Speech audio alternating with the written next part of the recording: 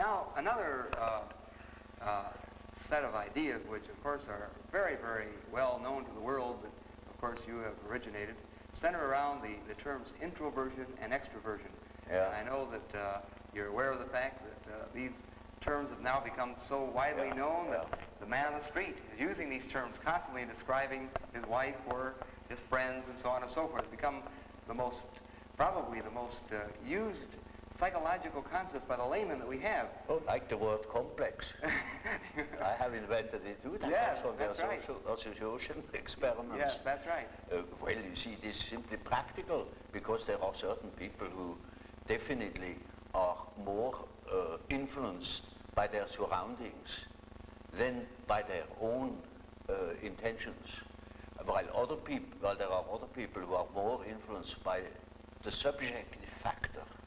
Now you see, the subjective factor, that's very characteristic, was understood by Freud as a sort of pathological autoerotism. Yes, yes. Now this is a mistake. You know, we have, the psyche has two conditions, two important conditions. The one is the environmental influence, yes. And the other is the given fact of the psyche as it is born. The psyche is by no means tabula rasa. We are a definite mixture and combination of genes. Yes. And they are there from the very first moment of our life. And they give a definite character, even to the little child. And that is a subjective factor, looked at from the outside. Now, if you look at it from the inside, yes, then it is just so as if you would observe the world. yes. When you observe the world, you see people, you see houses, you see the sky, you see tangible objects. But when you observe yourself within, you see moving images. Yes. A world of images. Yes. Generally known as fantasies. Fantasies. Yet these fantasies are facts. You see, it is a fact that a man has such and such a fantasy. And it is such a tangible fact, for instance, that when a man has a certain fantasy, another man may lose his life. Yes. Or a bridge is built.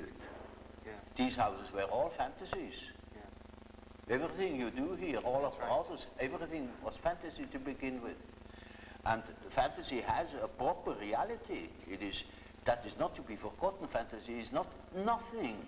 It is, of course, not a tangible object, but it is a fact nevertheless. It is, say, a form of energy. Yes. Despite the fact we can't measure it. Yes. It is a manifestation of something. Yes. And that is a reality. That is just a reality as, for instance, the peace treaty of Versailles or something like that. It is no more. You can't show it. Yes. But it has been a fact. Yes. Yes. And so the psychical events are facts, are realities. And when you observe the stream of images within, you observe an aspect of the world. Yes. Of the world within. Because the psyche, you know, if you understand it as a phenomenon that takes place in so-called living bodies, then it is a quality of matter. As our body consists of matter, we discovered that this matter has another aspect, namely a psychic aspect. Yes. Yes. And so it is simply the world from within, seen from within. Yes. It is just as if we were seeing into another aspect of matter. Yes. This is an idea that is not my invention. That the old Democritus already said, talked of the spiritus insertus atomis, Yes. namely the spirit that is inserted in atoms. Yes. Yes. That means psyche is a quality that appears in matter. Doesn't matter whether we understand it or not. Yes. But this is the conclusion we come to. Yes. If we draw conclusions without prejudices. Yes. And so, you see, the man who is going by the external world, by the influences of the external world, say society or perceptions, sense perceptions, thinks that he is more valid, you know, because this is valid, this is real. And the man who goes by the subjective factor is not valid because subjective factor is nothing. Yeah. No, that man is just as well based because he is bases himself upon the world from within. Yeah.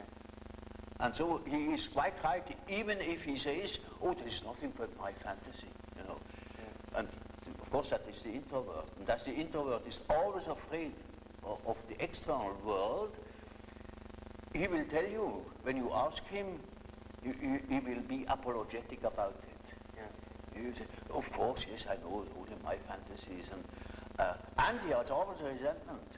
And as the world in general, particularly America, is extroverted like hell, the introvert has no place.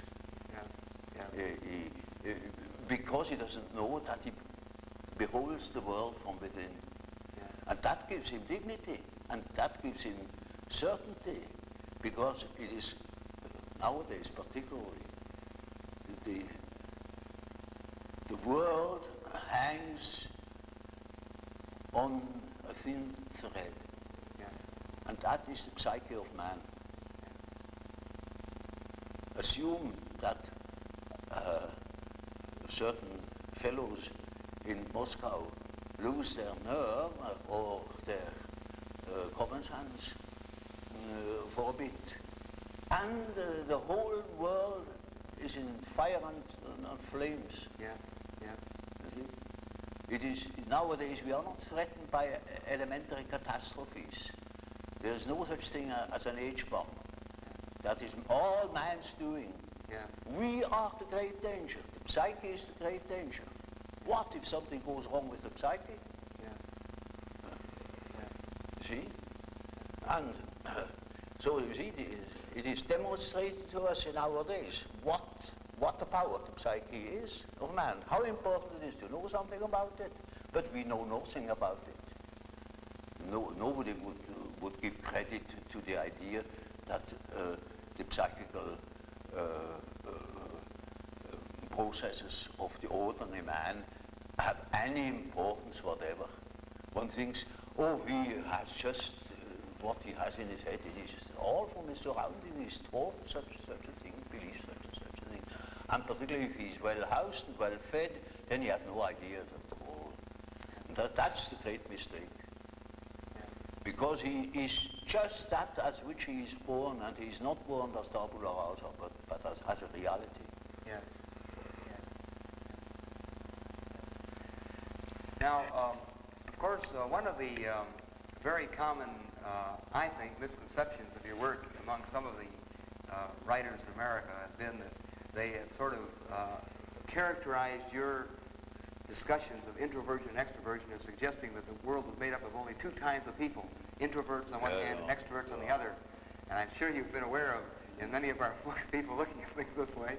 And of course, we'd like to comment about that. In other words, would you perceive the world being made up of only people or extreme introverts, people that are extreme extroverts? Well, you know, Bismarck once said,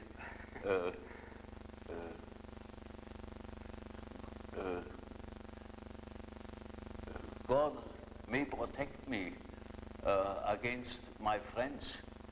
With my enemies, I can deal myself alone. You know how people are.